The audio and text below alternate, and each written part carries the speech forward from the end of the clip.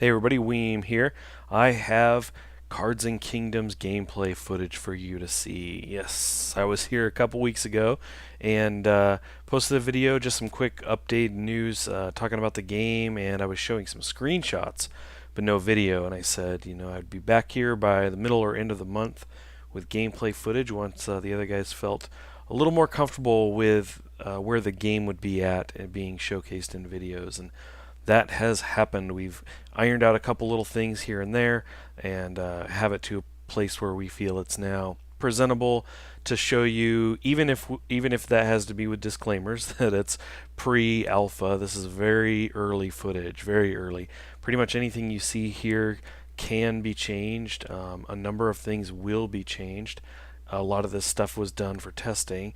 That doesn't mean that it's going to be drastically different than what you see, but a number of things are going to be updated to make look better, run better, things like that. So keep that in mind as you watch the footage here, and yeah, let's dive in. So today I'm going to just kind of quickly talk about combat here while this video runs in the background. You'll see that I've got a female character here. She's running around smacking things, killing some goblins, and you'll see she's using a fireball and she has a melee swing attack.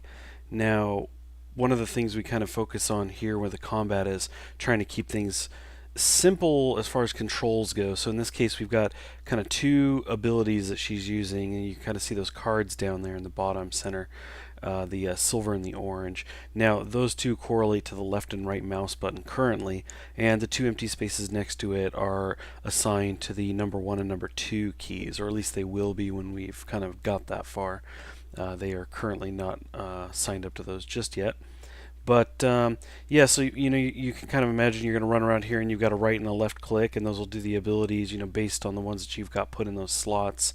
And we also have a couple other things that will help modify what those abilities are, but I'm not going to get into that yet. I'll save that for another video. Right now, because the gameplay video I'm showing you is just strictly this kind of action combat stuff, I'm just kind of walk you through that. So again, you can see the melee swing and the firing of the fireballs there.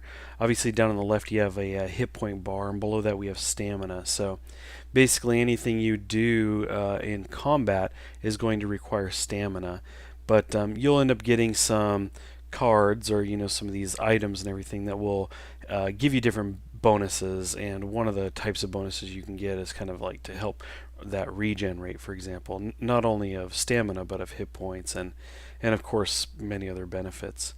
And as she runs around here, running through some desert, you can see next to the hit point bar there's a area that says location, and it's actually indicating the area that the player is currently standing in. And we define that in the game because it's important when it comes to establishing villages, cities, and capitals. Those three town types in some cases will have required kind of environments to go in. And again, that's something that may sound a little mysterious right now because I haven't really talked much about that, but I will get into that in another video. So just know that it's important. You're basically going to be looking for certain environments when you've got towns to establish. So that's going to help you know exactly, I'm standing right in an area where I can place this town. Because yes, when establishing towns and these cities and capitals, you will be determining where those are yourself as where you are standing in the world. So yeah, we've got that. We've got the abilities. As you can see, she's killing these mobs. They're dropping gold, and they're dropping these cards with the question marks on them. And they kind of move down into that inventory box there. And here she's kind of bringing up the map. So you can see the overland map, and it's showing it only shows the areas you've been in. And because it doesn't know about the other ones till you get there. Those are kind of generated as you move into them. So that's kind of the gist of that as far as the location goes and the land types. Now, obviously, on the right of your abilities down there, you can see we have gold. She's taking gold as she's killing mobs, and we also have gemstone, wood, and ore. So there's other resources that you're going to get not only from drops but as quest rewards, and you're just going to find them throughout the world. You're going to be able to gather these things in some kind of way. We're not exactly sure yet if, for example, you'll get a pick and kind of break stone, or if you'll just kind of come across certain things you can pick up. But you will be able to gather these resources. They will be spent on things.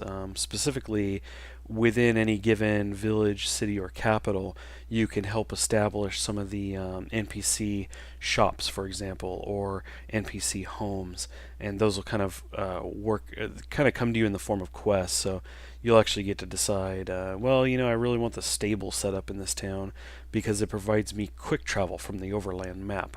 So you may talk to the stable master who has some kind of quest or needs some kind of materials or needs something done, and upon completing that, you will allow that structure to be built within the town. So that's how those resources kind of work there.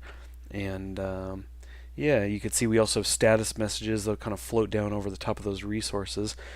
She had one appear that showed that her way was blocked. Essentially, we can tell when you hit the edge of a screen whether you are blocked on the other side, whether that's by deep ocean or if there's a tree in your way.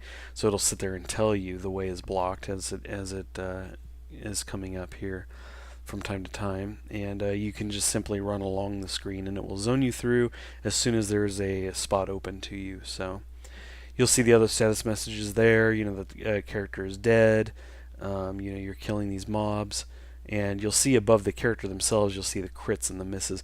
We did have values going, we had the number showing up, but it was really chaotic because this is really frantic action, and we really enjoy that about the combat. But it meant that there were so many numbers going on at the same time, there was no way that those were going to be meaningful to you at all. So we just decided to remove them and simply demonstrate when you've critted a mob or when they've critted you and when you've been missed. So that's what you see popping up there. And in fact, we even have some other elements put in here. We have some knockback, so you'll notice you get bumped around. If you notice the dust kind of appearing beneath the player's feet or the mob's feet, that's a result of the knockback. And in some cases, you'll see the player or the mob move really far, and that occurs on a crit. The knockback is just kind of increased on a crit, so you'll see them get bumped around. It's quite possible to have a mob, in fact, crit you, bump you into the edge of the screen, and load you into the next one. So that can be kind of funny. It kind of knocks you into the next screen. So yeah, that's kind of the gist. Again, running around getting loot. I will go into further detail in other videos to talk about what that loot means. What does it mean that loot comes to you in the form of cards? We do have kind of a difference. It may seem odd to say, well, why are you calling all these inventory items and abilities cards when you could just say that they're inventory items? But we have some mechanics that are going to be in place that allow you to kind of merge cards and everything to various effects, whether that's kind of creating a new card or getting some kind of effect. But again, I'll go into more detail on that kind of stuff later. Some of that stuff is not fully known yet. We have some ideas. Some stuff we're pretty sure about. It's just not in the game yet. And again, I anticipate this being the first of many videos where I showcase some aspect of the game and just kind of fill you in on what you're seeing happen. So I'm hoping that in the near future, possibly in the next video, I could show you the placement of a town, how you enter the town, what it looks like to have the buildings within a town simply be foundations before you've actually helped those NPCs get their structure set up.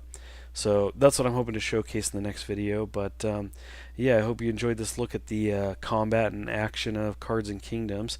Hit us up on Twitter if you get a chance. If you got any questions or anything, I'm on there as @theweem. Forrest is on there as @ForrestHatfield. If you got questions about programming, that's kind of his area of expertise, and I know a lot of you do. You ask me programming questions, and I have to pass them on to Forrest. So one last thing before I go. Some of you may have heard of this. Steam has a new feature coming called Greenlight. In fact, they said it was going to come at the end of this month, so we should be pretty close. And what that allows people to do, people like us, game developers, is plug our game into the system. And when I say plug our game in, I mean screenshots, videos, and even have a discussion forum. It's kind of a place within Steam for people to come talk about our game, share information, ask questions, and just kind of learn more about the game, but additionally to upvote the game. and basically give it your stamp of approval, give it your essentially a request, that you want it to be on Steam. And that's what Steam's going to look at. They're going to look at the activity on these Greenlight pages, and if it's looking relatively good to them, they said they weren't looking for any specific numbers, but if it seems like people are really into a game and there's a lot of community activity, then they may offer that game a position on Steam. So we're really excited about that. We will have Cards and Kingdoms on Greenlight, and we're really hoping you guys can help us out. Head there when we've got it up and chat up the game. You can ask us questions there, talk in the forums, and tell other people about it. That's going to really help us out, really back us up in trying to get Cards and Kingdoms on Steam, which we think would be pretty cool. It'd be very fun. We're big Steam fans, and we think it would be awesome to see our game on there. So you guys can help us out with that. But yeah, I think that's about it. Thanks for watching the video. Once again, I will get back to you as soon as possible with another video showcasing some more of this game rather.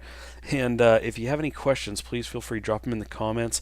I'm going to go through those between now and the next time I make the next video, and I will look to address those questions, as many as I can, in the next video I do. So check that out, and yeah, thanks again for watching. I'll catch you guys next time.